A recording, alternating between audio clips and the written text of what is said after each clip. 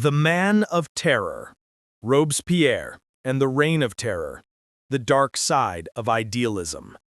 The French Revolution, having consumed its king in the brutal winter of 1793, now faced a more terrifying internal threat: the dark descent into political extremism and state-sanctioned paranoia.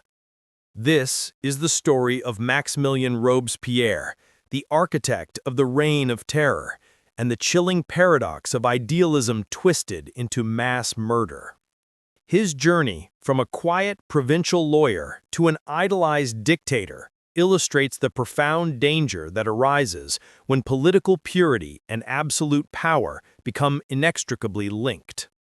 Before the arrival of the military genius Napoleon Bonaparte, France had to endure this crucible of blood, a necessary evil according to its executioners, a period where the very ideals of liberty, equality, and fraternity were ironically used to justify systematic state violence. Maximilien Robespierre was born in Arras and began his career as a modest, devoted lawyer. He was deeply influenced by the Enlightenment philosopher Jean-Jacques Rousseau, internalizing the concept of the general will and the necessity of virtue in a true republic.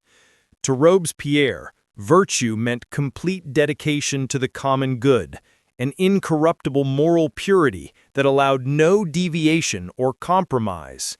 This fanaticism earned him the nickname the Incorruptible. When he arrived in Paris as a deputy of the Third Estate, he quickly distinguished himself through his tireless oratory and his unwavering radicalism.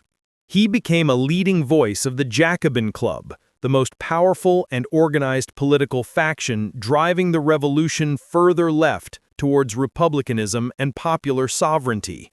His voice, though high-pitched and often grating, carried immense moral authority among the Parisian working class, the sans-culottes, who saw him as the true defender of their interests against corrupt elites.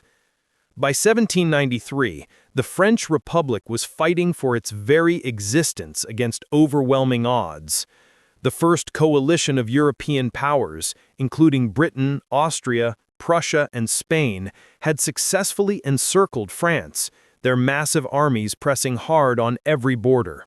Internally, the nation was ravaged by civil war, the massive royalist rebellion in the Vendée, the federalist revolts across the major cities, and the strategic catastrophe at Toulon, which had been betrayed to the British.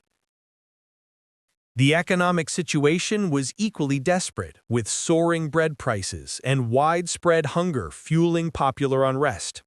In this context of utter existential crisis, the revolutionary government concluded that conventional legal and political processes were too slow, too weak to save the republic.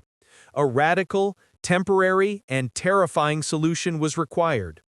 This solution materialized in the Committee of Public Safety, or the CPS, established in April 1793. Initially intended as a simple administrative body to oversee the war effort, it quickly transformed into the de facto executive government of France, wielding near-dictatorial authority.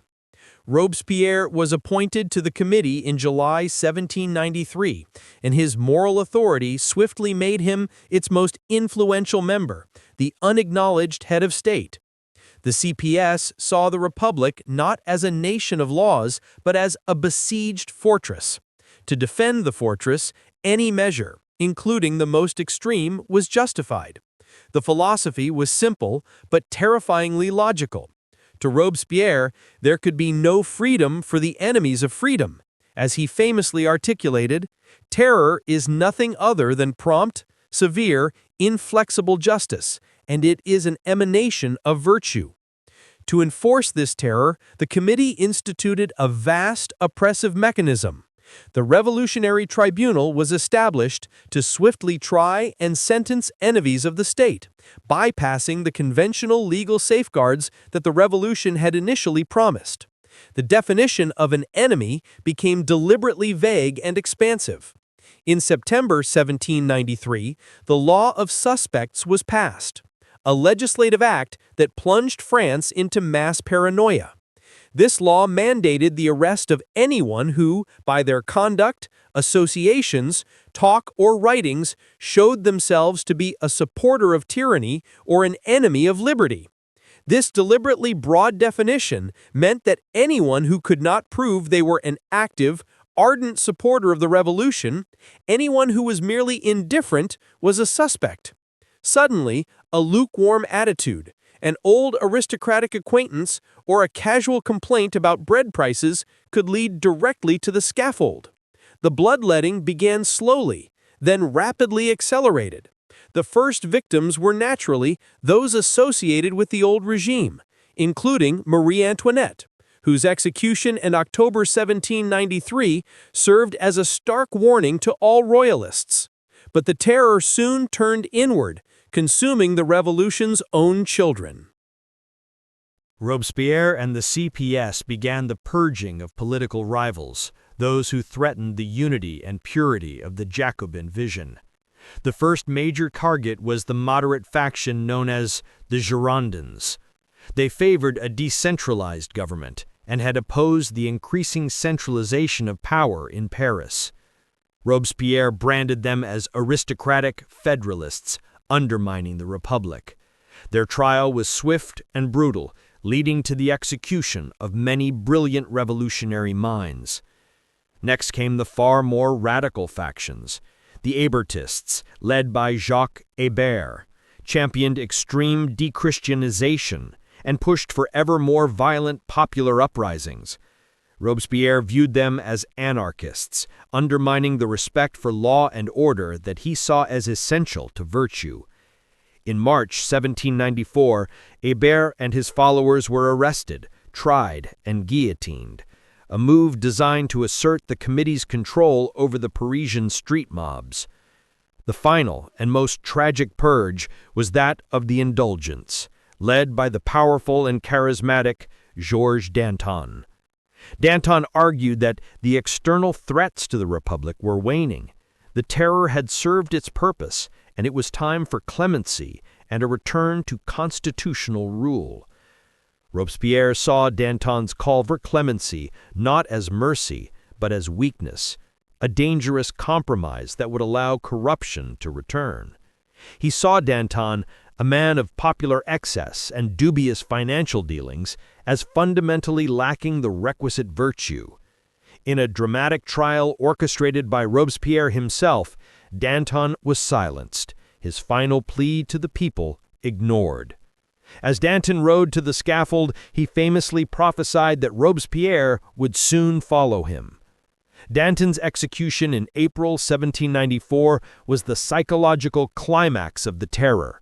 It demonstrated that no one was safe. When the revolution devoured its second most famous voice, fear became total. With his rivals purged, Robespierre reached the absolute apex of his power, yet he remained profoundly isolated. His obsession with achieving a republic of virtue reached its logical and most bizarre conclusion in the realm of spirituality. He had no interest in atheism and despised the Hébertists' violent dechristianization campaigns. Instead, he sought to impose a new official religion, the cult of the Supreme Being, a deistic faith based on reason and morality. In June 1794, Robespierre presided over the Festival of the Supreme Being in Paris, an elaborate public spectacle where he dressed in a sky-blue coat and delivered a philosophical sermon. This public display of quasi-religious authority alienated many of his colleagues, who saw it as a ridiculous attempt to install himself as a new high priest, a clear step toward personal dictatorship. Robespierre's escalating paranoia and isolation were solidified by the enactment of the Law of 22 Prairial, a legislative act that essentially dismantled any remaining semblance of legal due process. Under this law, the Revolutionary Tribunal no longer required witnesses or defense counsel, and the only two possible verdicts were acquittal or death. This acceleration initiated what became known as the Great Terror. Executions in Paris surged from dozens per week to hundreds per week, often based on flimsy evidence or political expediency. The very men who had voted for the terror initially now looked at the mounting piles of corpses and realized they might be next. Fear was now not limited to the enemies of the state. It infected the very heart of the government. The reaction was inevitable and sudden. A disparate group of politicians, fearing that Robespierre had prepared a new list of victims and that their names were on it, began secretly organizing against him. They were led by figures like Tallien and Fouché, men whose hands were stained by the terror, but who possessed a greater instinct for political survival. On July 27, 1794, or 9 Thermidor Year 2 on the revolutionary calendar, the conspirators struck. During a tense session of the National Convention, Robespierre attempted to address the assembly, but his voice was silenced by repeated shouting and heckling, a massive breakdown of revolutionary order. The conspirators moved swiftly and decisively. They voted for the arrest of Robespierre and his closest allies, Saint-Just and Couthon. Robespierre and his group were briefly freed by loyal Paris Commune troops and barricaded themselves in the Hôtel de Ville, the municipal hall, a desperate last stand. However, Robespierre failed to act decisively, a fatal hesitation perhaps born from his profound legalism. He expected the people to rally to his side, but the people, exhausted by the Great Terror, remained largely indifferent. The convention responded by declaring Robespierre and his allies outlaws. Troops loyal to the convention stormed the Hôtel de Ville. In the ensuing chaos, Robespierre was shot in the jaw, an injury that shattered his ability to speak. The circumstances remain murky. Some claim it was a self-inflicted wound, others a bullet from a gendarme. The following day, 10 Thermidor, July 28, 1794, Robespierre was led to the scaffold. He was guillotined without trial, wearing the same sky-blue coat he had worn during his Festival of the Supreme Being just weeks earlier, a cruel final irony. He was executed alongside his brother Augustin and Saint-Just, the loyal servant who had declared that the Republic needed no laws but the will. The Thermidorian reaction marked the abrupt end of the Reign of Terror and the dramatic shift of the revolution back towards the political right. The period of bloodshed had lasted less than a year, but claimed between 17,000 and 40,000 lives across France. The dark truth of Robespierre's legacy is that his attempt to purify the nation through terror ultimately corrupted the very ideals he sought to defend. His legacy remains a powerful warning about the dangers inherent when a passionate quest for moral perfection is merged with the absolute power of the state. The resulting political instability, the vacuum of power, and the constant demand for order would pave the way for a new form of tyranny. France would exchange the terror of virtue for the terror of genius. As the Directory struggled to control the chaos, the stage was set for the arrival of the military strongman who would promise stability and order in exchange for liberty, the great figure of Napoleon Bonaparte. The execution of the Incorruptible was the final bloody curtain call before the dawn of the Age of Conquest.